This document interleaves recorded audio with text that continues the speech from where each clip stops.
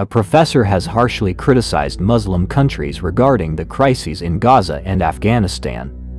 The OIC, a group of 57 Muslim-majority countries, has also been criticized for being full of rhetoric and lacking in action. This was stated by Amin Saikal, Professor Emeritus of Middle Eastern and Central Asian Studies at the Australian National University, in an article published in The Conversation on July 31, 2025.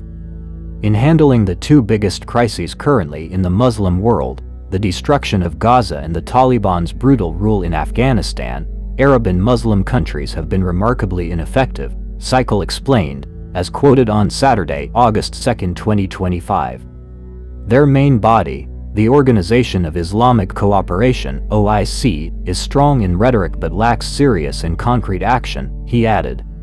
Saikal, who is also Vice-Chancellor for Strategic Fellows at Victoria University, said the OIC is supposed to act as a representative and consultative body, and also make decisions and recommendations on key issues in the Muslim world. However, the opposite has occurred. The OIC is considered to have done little during the Israeli attack on Gaza and against the Taliban government in Afghanistan. One example of the OIC's powerlessness in the Gaza attack is its inability to persuade Israel's neighbors, particularly Egypt and Jordan, to open the borders to allow humanitarian aid into Gaza. Furthermore, it has been unable to force various countries, namely Egypt, Jordan, and the United Arab Emirates to Saudi Arabia, Bahrain, Sudan, and Morocco suspended relations with Israel. This would allow Israel to agree to a two-state solution. The call by Malaysian Prime Minister Anwar Ibrahim and UN Special Rapporteur for Palestine, Francesca Albanese, to suspend Israel from the UN was also not adopted by the OIC. They failed to urge their oil-rich Arab members, particularly Saudi Arabia and the UAE, to use their resources to encourage US President Donald Trump to halt arms supplies to Israel and pressure Israeli Prime Minister Benjamin Netanyahu to end the war, Saikal said. Meanwhile, regarding the issue of Afghanistan, the OIC was also deemed inadequate, including failing to exert pressure on the ultra-extremist Taliban.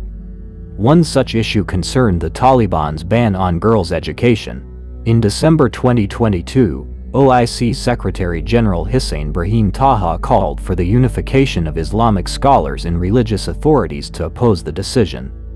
Unfortunately, that call never materialized, and within a month, the OIC's decision drastically changed. The group urged the international community not to interfere in Afghanistan's affairs. To date, no Muslim country has recognized the Taliban government. However, they, and the OIC, have not taken any action against the group. This is the case. Most OIC members are involved with the Taliban on a political, economic, financial, and trade level, he stressed.